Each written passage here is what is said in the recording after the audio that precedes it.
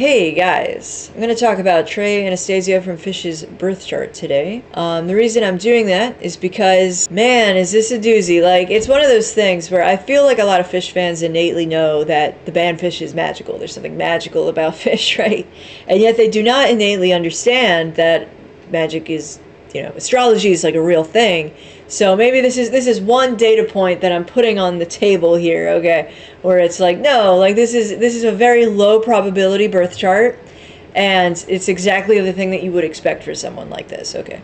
So let's get into Trey Anastasio's birth chart. So he, of course, has Mercury in Virgo. I would have guessed that, honestly. I would have guessed Mercury in either Virgo or Gemini, just because I got a really strong inclination of Mercury with Phish when I first saw them live. The only time that I saw them live, really. Because Mercury is mind and communication, and that's not always the case with music, though. The thing with music is that it's more of a Venusian thing, where it's very Venus-oriented. Venus is the planet most often associated with music. The reason is Mercury is very happy in Virgo. Mercury is exalted and in domicile in Virgo, so it's like his double home. It's a very good placement for Mercury. So Mercury is both in exaltation and domicile. I wish that it was easier, guys, but there is kind of some math here. You just have to bear with me, only because I'm talking about these aspects between the planets. So what you're looking at here is the zodiacal wheel. I don't know what time of day he was born, so the house system is wrong here, but everything else is peachy keen for the most part. So you have different planets with lines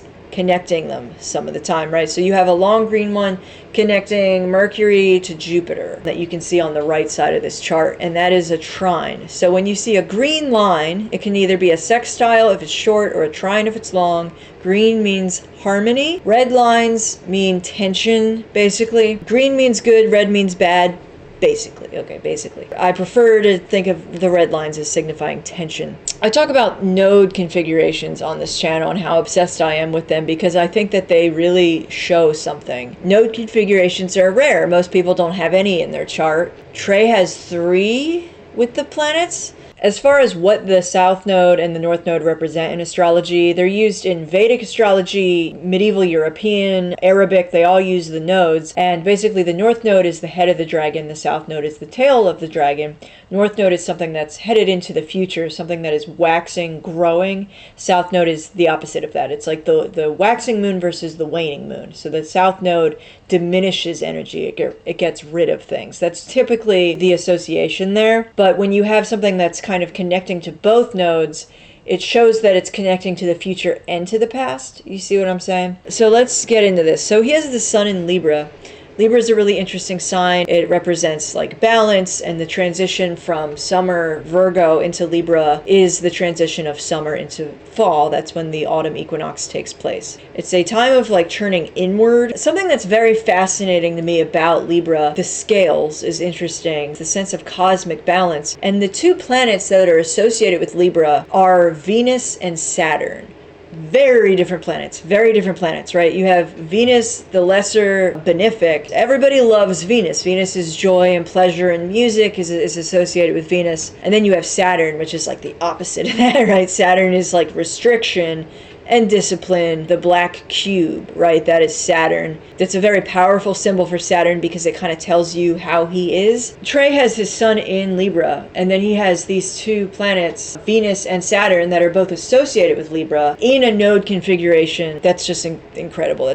That's a lot of Libra energy in a chart, okay? Saturn is trining the North Node and sextiling the South Node, whereas Venus is trining the South Node and sextiling the North Node. So that is very interesting. So planets tend to be in configuration with the nodes like that at pretty pivotal junctures in history. Obviously, it depends on the planet, how significant it is, because, a planet like Venus or Mars, they go around the wheel multiple times a year. It doesn't necessarily correspond to something as earth-shattering. Such a pivotal year of change as, would be denoted by a year in which Saturn was between the nodes, because that's going to happen far less frequently.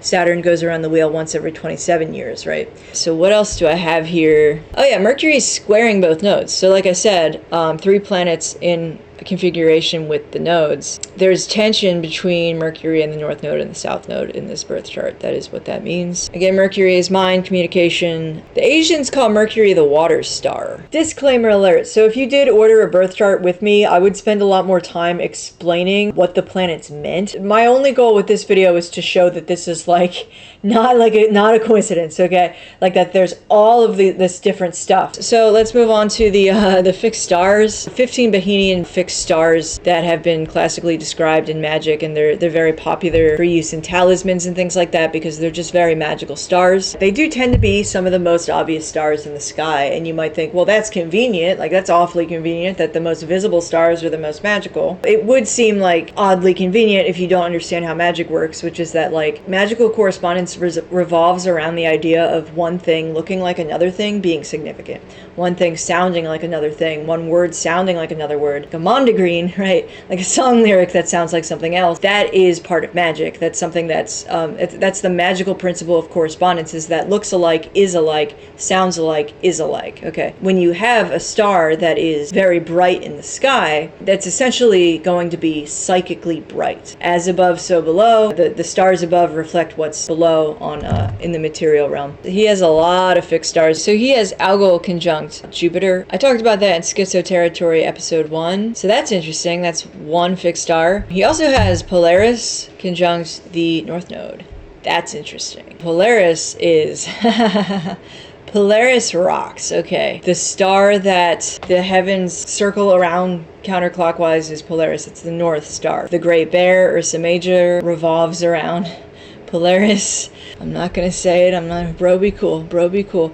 All right. Yeah, it's very notable the way that the way that Ursa Major revolves around Polaris. Okay. Anyway, and then you also have Al-Qaid. Mercury is conjunct Al-Qaid, which is the tail of the Great Bear. That's interesting. Okay, so he actually has. There's the tail of the Great Bear, which is conjunct Mercury, and then there's the tail of the lesser, the smaller bear, Polaris, conjunct the North Node. That's crazy, and we're not done yet. Now this part is a little bit controversial because some astrologers will say that the fixed stars don't cast rays, by which they mean it doesn't matter if you're trining a fixed star or sextiling or squaring or in opposition. The only thing that matters with a fixed star in a birth chart is whether something is conjuncted, so directly on top of it. I, in my experience, disagree. It just reveals something of the character of that planet's placement. So you do have like a bunch going on with Sirius and Arcturus in this chart if you believe that the fixed stars cast rays. He was also born at a time where Pluto was 2 degrees away from Uranus. Pluto is the god of the underworld, Hades, transformation, right? And being conjunct Uranus to me, it kind of looks like satellite dishes, right? Where that's what the glyph looks like. You can even think of it as somebody like wearing headphones. There's this symmetry. There's this ear-like symmetry that is very evocative of the digital age. The age of Aquarius, right? They always talked about the age of Aquarius, and really what that was, I think, was a signal to Uranus. Uranus is the modern ruler of Aquarius. Classically, it was Saturn. Depending on what time of day he was born, he may have had the moon conjunct Mars or in Cancer, which is notable. I've noticed in the past century, I don't know whether this happens all the time or not, but when I look at birth charts or just any charts, I've looked at a lot of charts, okay? It seems like the outer planets are almost always sextiling each other or trining each other. They're pretty much always locked in this harmonious interaction. So you do actually have that here.